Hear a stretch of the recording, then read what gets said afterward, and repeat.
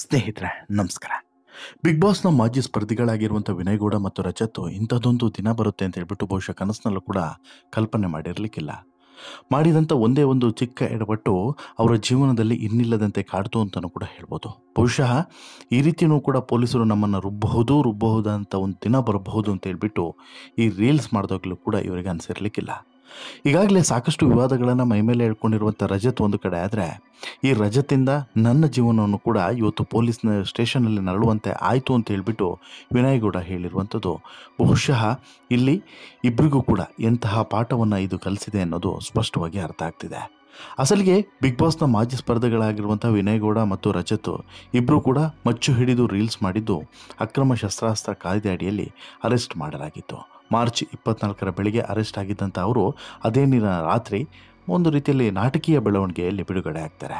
Once again ಮತ್ತೆ ಮಾರನೇ ದಿನ ಬರೋಕ್ಕೂ ಕೂಡ ನೋಟಿಸನ್ನು ಕೊಟ್ಟಿರ್ತಾರೆ. ಜೈಲಿನಿಂದ ರಿಲೀಸ್ ಆದರೂ ಕೂಡ ಅವರಿಗೆ ತಲೆನೋವು ಮುಗ್ದಿಲ್ಲ ಅನ್ನೋದು ಮಾತ್ರ ಸ್ಪಷ್ಟ. ಈಗ ಮತ್ತೆ ವಿಚಾರಣೆಗೆ ಹಾಜರಾಗಬೇಕಾಗಿರೋದ್ರಿಂದ ಇದು ಇವತ್ತಿಗೆ ಮುಗಿಯುವಂಥ ಯಾವ ಲಕ್ಷಣಗಳು ಕೂಡ ಕಾಣಿಸ್ತಿಲ್ಲ. ಈಗ ಮೊದಲಿಗೆ ಈ ಪ್ರಕರಣ ಏನು ಅನ್ನೋದನ್ನು ಮೊದಲಿಗೆ ಹೇಳಿಬಿಡೋದಾದರೆ, ವಿನಯ್ ಗೌಡ ಮತ್ತು ರಜತ್ ಇಬ್ಬರು ಕೂಡ ಬಾಯ್ಸ್ ವರ್ಸಸ್ ಗರ್ಲ್ಸ್ ಶೋನಲ್ಲಿ ಸ್ಪರ್ಧೆ ಮಾಡ್ತಾ ಇರ್ತಾರೆ ಸ್ಪರ್ಧಿಗಳು. ಇವರು ಶೋ ಪೂರ್ಣಗೊಂಡ ಬಳಿಕ ಒಂದು ಮಚ್ಚನ್ನು ತೆಗೆದುಕೊಂಡು ರೀಲ್ಸ್ ಮಾಡಿದರು. ಅದರಲ್ಲಿ ಇಬ್ಬರು ಕೂಡ ಮಚ್ಚನ್ನು ಜಪಿಸಿದ್ದಾರೆ ಮತ್ತು ಸೆಟ್ ಪ್ರಾಪರ್ಟಿ ಅಂತ ಹೇಳ್ಬಿಟ್ಟು ಕ್ಯಾಪ್ಷನ್ನಲ್ಲಿ ಬರೆಯಲಾಗಿದೆ. ಆದರೂ ಕೂಡ ಅಲ್ಲಿ ಬಳಕೆ ಆಗಿರೋದು ನಿಜವಾದಂಥ ಮಚ್ಚು ಅನ್ನುವಂಥ ಆರೋಪ ಇತ್ತು. ಈ ಕಾರಣದಿಂದನೇ ವಿನಯ್ ಮತ್ತು ರಜತ್ ಅವರನ್ನು ಬಂಧಿಸಿ ವಿಚಾರಣೆಯನ್ನು ಮಾಡಿದ್ದಾರೆ. ವಿಚಾರಣೆ ಮಾಡಿರೋದು ಮಾತ್ರವಲ್ಲದೆ ತಡರಾತ್ರಿವರೆಗೂ ಡ್ರಿಲ್ಲನ್ನು ಮಾಡಿ ನಂತರ ಕಳಿಸಿಕೊಟ್ಟಿದ್ದಾರೆ. ಮತ್ತೆ ಮಾರನೇ ದಿನ ಬರಬೇಕು ಅಂತಲೂ ಕೂಡ ಸೂಚನೆಯನ್ನು ಕೊಟ್ಟಿದ್ದಾರೆ. ಈ ನಡುವೆ ಒಂದು ಮಾರ್ಮಿಕವಾದಂಥ ಪೋಸ್ಟನ್ನು ಕೂಡ ಇಲ್ಲಿ ವಿನಯ್ ಹಾಕ್ಕೊಂಡಿದ್ದಾರೆ. ಅಂದರೆ ಒಂದು ರೀತಿಯಲ್ಲಿ ಕಾಲೆಳೆಯುವ ರೀತಿಯಲ್ಲಿ ಕೂಡ ಒಂದು ಪೋಸ್ಟನ್ನು ಹಾಕ್ಕೊಂಡಿದ್ದಾರೆ. ಇದು ವಿನಯ್ ಎಲ್ಲೋ ಒಂದು ಕಡೆ ಇಲ್ಲಿ ಬಿದ್ದರೂ ಕೂಡ ಮೀಸೆ ಮಣ್ಣಾಗಲಿಲ್ಲ ಅನ್ನೋ ರೀತಿಯಲ್ಲಿ ತೋರಿಸುವಂಥ ಕೆಲಸವನ್ನು ಮಾಡ್ತಿದ್ದಾರೆ ಅನ್ನೋದು ಒಂದು ಕಡೆ ಆದರೆ, ಮತ್ತೊಂದು ಕಡೆ ಇನ್ನೂ ಕೂಡ ಇವರಿಗೆ ಈ ಬಿಸಿ ಮುಟ್ಟಿಲ್ವಾ ಅನ್ನುವಂಥದ್ದು ಮತ್ತೊಂದು ಕಡೆ. ಇದರ ನಡುವೆ ಪೊಲೀಸರನ್ನು ಇವರಿಬ್ಬರು ಕೂಡ ಸೇರಿಕೊಂಡು ಬಕ್ರ ಮಾಡಿದ್ರಾ ಅನ್ನುವಂಥ ಒಂದು ಪ್ರಶ್ನೆಯೂ ಕೂಡ ಈಗ ಎತ್ತಿದೆ. ಕಾರಣ ಏನು ಅಂತ ಹೇಳಿದರೆ, ಈಗ ಪೊಲೀಸರಿಗೆ ಇವರು ಸರೆಂಡರ್ ಮಾಡಿರುವಂಥ ಮಚ್ಚಿಗೂ ಮತ್ತು ರೀಲ್ಸ್ನಲ್ಲಿರುವಂಥ ಮಚ್ಚಿಗೂ ಸಾಕಷ್ಟು ವ್ಯತ್ಯಾಸಗಳಿದ್ದಾವೆ ಅನ್ನುವಂಥ ಚರ್ಚೆಗಳು ಶುರುವಾಗಿದ್ದಾವೆ. ಹೀಗಾಗಿ ಇವರು ಪೊಲೀಸರನ್ನೇ ಬಕ್ರ ಮಾಡಿದ್ರು ಅನ್ನೋಂಥ ಪ್ರಶ್ನೆ ಇದ್ದಿದೆ. ರಜತ್ ಹಾಗೂ ವಿನಯ್ ಇತ್ತೀಚೆಗೆ ಲಾಂಗ್ ತೋರಿಸಿ ರೀಲ್ಸನ್ನು ಮಾಡಿದ್ರು. ಆ ಬಳಿಕ ಅವರನ್ನು ಬಂಧಿಸಲಾಗಿತ್ತು. ರಾತ್ರಿ ವೇಳೆಗೆ ಸ್ಟೇಷನ್ ಬೇಲ್ ನೀಡಿ ಅವರನ್ನು ಬಿಡುಗಡೆ ಮಾಡಲಾಗಿತ್ತು. ಈಗ ವಿಚಾರಣೆ ವೇಳೆ ಸಲ್ಲಿಕೆಯಾದಂಥ ಫೈಬರ್ ಮಚ್ಚಿನ ಅನುಮಾನ ಮೂಡಿದೆ. ಹೀಗಾಗಿ ವಿಡಿಯೋ ಮತ್ತು ವಶಕ್ಕೆ ಪಡೆದಿರುವಂಥ ಫೈಬರ್ ಮಚ್ಚಿನನ್ನು ಈಗ ತಾಳೆ ಮಾಡುವಂಥ ಕೆಲಸ ಆಗ್ತಿದೆ. ವಿಡಿಯೋದಲ್ಲಿ ಬಳಕೆಯಾದಂಥ ಮಚ್ಚು ಒರಿಜಿನಲ್ ಮಚ್ಚಿನ ರೀತಿಯೇ ಕಾಣಿಸ್ತಾ ಇದೆ. ಕೇಸ್ನಿಂದ ತಪ್ಪಿಸಿಕೊಳ್ಳೋದಕ್ಕೋಸ್ಕರ ರಜತ್ ಮತ್ತು ಈ ವಿನಯ್ ಇದು ಫೈಬರ್ ಮಚ್ಚು, ಹೀಗಾಗಿ ಇದರಲ್ಲಿ ಏನೂ ಕೂಡ ತೊಂದರೆ ಆಗೋದಿಲ್ಲ, ಇದು ಜಸ್ಟ್ ಶೋ ಪ್ರಾಪರ್ಟಿ ಅಂತ ಹೇಳ್ಬಿಟ್ಟು ಬಿಲ್ಡಪ್ಪನ್ನು ಕೊಟ್ಟಿದ್ರು. ಈಗ ಎಲ್ಲೋ ಒಂದು ಕಡೆ ಇದು ನಿಜವಾದಂಥ ಮಚ್ಚ ಆದಿದ್ದರೆ, ಅಂದರೆ ಫೈಬರ್ ಮಚ್ಚಾಗದೆ ನಿಜವಾದಂತಹ ಮಚ್ಚಾಗಿದ್ದರೆ ಅಸಲಿಗೆ ಇಬ್ಬರಿಗೂ ಕೂಡ ನುಂಗಲಾರದ ತುತ್ತು ಇದಾಗುತ್ತೆ ಅನ್ನೋದರಲ್ಲಿ ಡೌಟೇ ಇಲ್ಲ. ಬೆಂಗಳೂರಿನ ಬಸವೇಶ್ವರ ನಗರದ ಸಬ್ ಇನ್ಸ್ಪೆಕ್ಟರ್ ಅವರಿಂದ ಹಲವು ಗಂಟೆಗಳ ಕಾಲ ವಿಚಾರಣೆಯನ್ನು ಮಾಡಲಾಗಿದೆ. ಸುದೀರ್ಘವಾದಂಥ ವಿಚಾರಣೆಯಲ್ಲಿ ಸಾಕಷ್ಟು ಅಂಶಗಳನ್ನು ಬಾಯಿಬಿಡಿಸಲಾಗಿದೆ ಕೂಡ. ವಿನಯ್ ಹಾಗೂ ರಜತ್ ಅವರಿಂದ ಸಾಕಷ್ಟು ವಿಚಾರಗಳನ್ನು ಬಾಯಿಬಿಡಿಸಲಾಗಿದೆ.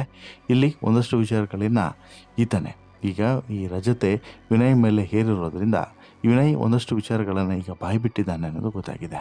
ಅಂದರೆ ಎಲ್ಲೋ ಒಂದು ಕಡೆ ರಜತ್ತು ಈ ಕುತಂತ್ರಕ್ಕೆ ಅಥವಾ ರಜತ್ ಮಾಡಿದಂತಹ ಮಕ್ಕಳಾಟಕ್ಕೆ ವಿನಯ್ ಬಲಿಯಾದ ಅಂತಲೂ ಕೂಡ ಹೇಳ್ಬೋದು. ಇನ್ನು ಸಮಾಜಕ್ಕೆ ಯಾವ ಸಂದೇಶವನ್ನು ನೀಡಿ ಈ ರೀತಿಯಾದಂತಹ ಒಂದು ವಿಡಿಯೋವನ್ನು ಮಾಡಿದ್ದೀರಾ ಅಂತ ಹೇಳಿ ಕೇಳಿದ್ರೆ, ರಿಯಾಲಿಟಿ ಶೋ ಸಲುವಾಗಿ ಮಾಡಿದ್ವಿ ಸರ್, ಅದು ಬಿಟ್ಟರೆ ಬೇರೆ ಏನೂ ಇಲ್ಲ ಅಂತ ಹೇಳಿಬಿಟ್ಟು ಜಾರಿಕೊಳ್ಳುವಂಥ ಪ್ರಯತ್ನವನ್ನು ಕೂಡ ಮಾಡಿದ್ದಾರೆ. ನಾಗರಭಾವಿಯ ಅಕ್ಷಯ ಸ್ಟುಡಿಯೋದಲ್ಲಿ ಚಿತ್ರೀಕರಣ ಮಾಡಿದ್ದೇವೆ, ಹೊರಗಡೆ ಮಾಡಿರುವಂತಹ ಶೂಟಿಂಗ್ ಅಲ್ಲ ಅದು. ವಿನಯ್ ಪುಷ್ಪ ಪಾತ್ರ ಹಾಗೂ ರಜತ್ ದರ್ಶನ್ ಪಾತ್ರದಲ್ಲಿ ಕಾಣಿಸ್ಕೊಂಡಿದ್ರು. ಅದರ ಪ್ರಮೋಷನ್ ಸಲುವಾಗಿ ಈ ರೀತಿ ಮಾಡಿದ್ದೀವಿ, ಅಷ್ಟು ಬಿಟ್ಟರೆ ಬೇರೆ ಏನೂ ಇಲ್ಲ ಅನ್ನುವಂತಹ ಮಾತನ್ನು ಹೇಳಿದ್ದಾರೆ.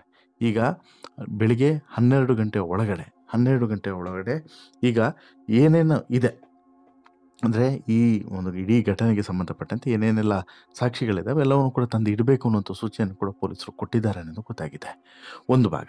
ಇನ್ನು ಎರಡನೇ ಭಾಗ, ಈ ರೀತಿ ಈ ರೀಲ್ಸ್ ಮಾಡೋರು, ಬೇಕಾಬಿಟ್ಟಿ ರೀಲ್ಸ್ ಮಾಡೋರು, ಹುಚ್ಚಾಟವನ್ನು ಮೇರೆಯವ್ರಿಗೆ ಇದೊಂದು ಪಾಠ ಅಂತಲೇ ಹೇಳ್ಬೋದು. ಕಾರಣ ಏನು ಅಂತ ಹೇಳಿದ್ರೆ, ಇಲ್ಲಿ ಒಂದು ಕ್ಲಿಯರಾಗಿ ಗೊತ್ತಾಗ್ತಿದೆ, ರಜತ್ ಹುಚ್ಚಾಟಕ್ಕೆ ವಿನಯ್ ಬಲಿಯಾಗಿತ್ತು ಅಂತೇಳಿ.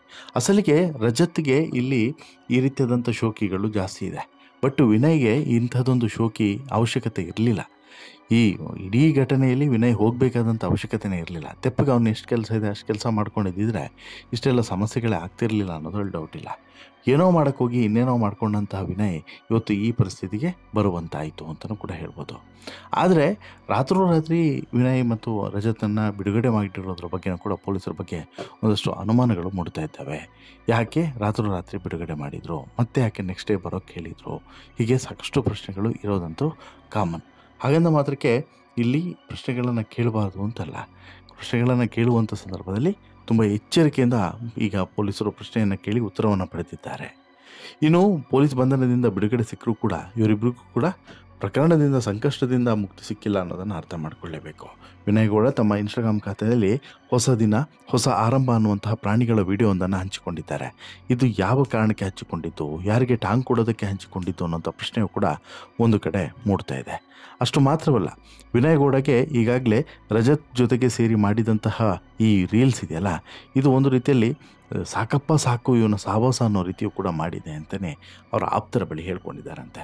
ಅಂದರೆ ಏನೋ ಮಾಡೋಕ್ಕೋಗಿ ಇನ್ನೇನೋ ಮಾಡ್ಕೊಂಡಲ್ಲ, ಯಾಕಾದರೂ ಬೇಕಿತ್ತು ನನಗೆ ಇದು ಅಂತಲೂ ಕೂಡ ವಿನಯ್ ರಜತ್ ಬಳಿ ಹೇಳ್ಕೊಂಡಿದ್ದಾರೆ. ರಜತ್ ಸ್ನೇಹಿತರ ಬಳಿಯೂ ಕೂಡ ಹೇಳ್ಕೊಂಡಿದ್ದಾರೆ ಅನ್ನೋದು ಈಗ ಶೇರ್ ಆಗ್ತಿದೆ.